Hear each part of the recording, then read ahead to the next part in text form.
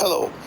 So, if you have the Visual Avionic plugin installed in the Cessna 172, then when you load this aircraft, you should see the Show Hide button. By clicking this button, you will see the Visual Avionic system interface. This interface can be visible both in the aircraft internal view and the external view. The Visual Avionics system consists of three major components. The first one is the aircraft system themselves, their logic and their calculations. The second component is the display rendering system. And the third component, which is also switched but is the same button, is sound system that we can create using Visual Avionic. So, I return again to the aircraft system section. On the left, you see a list of aircraft systems exist in this aircraft.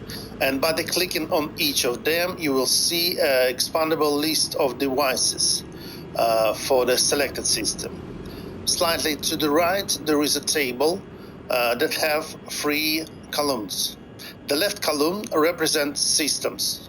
Each system in the next column has certain numbers of devices, and the next column shows the parameters of this device. The number of systems is not limited. The number of devices for each system is not limited, and the number of parameters for each device is also not limited. For example, if we talk about electrical system, it may consist of a battery, generator, relays, various buses, inverters, maybe switches, and so on. Each of these devices have its own parameters, input and output. Next, by double-clicking of any parameter, we open its details. These parameter details include the parameter name, the data it uses as input and as output, and the type of this parameter. It can be calculated as integer or double or like something like the string.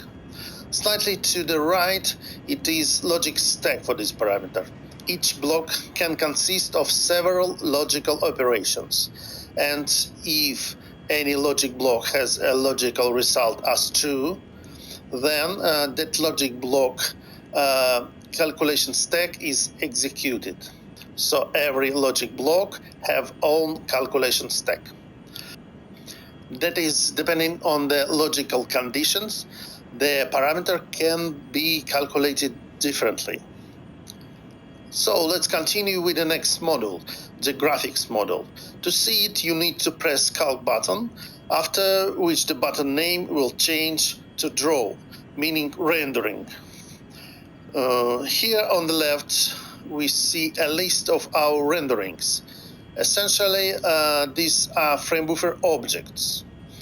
In this case, there is only one single frame buffer object exists.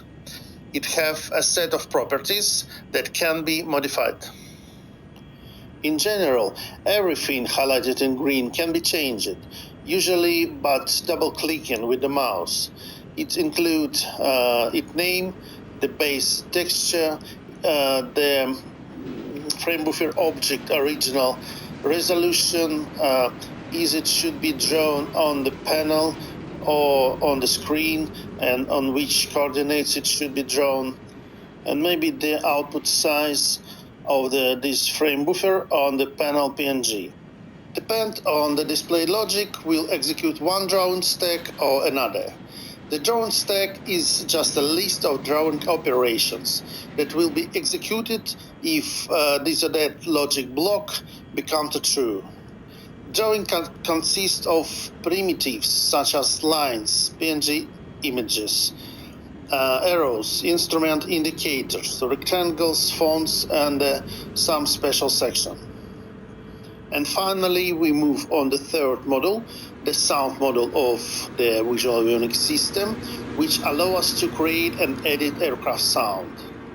Here you see a list of master group, regular group, which combine different sounds.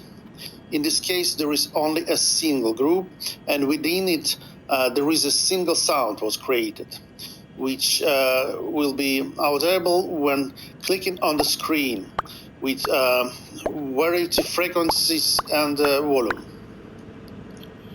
If we select the sound, we will see a large number of its parameters, including the WAV file that uses for playback, the coordinates in the 3D cockpit, the external and internal view, sound volume.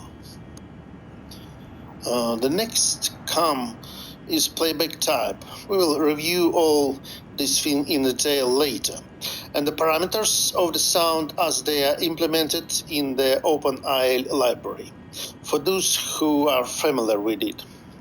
Then we can see which aircraft parameter triggers the playback of this sound, which parameter will define its volume and its pitch. For example, we can bind the sound pitch to the engine rotation parameter as well as its volume. Define this using a special graph.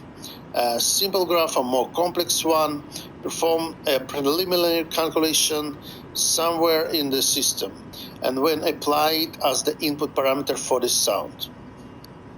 So we have now reviewed the three main modules, and probably next time we will start to create some aircraft system to demonstrate how everything works.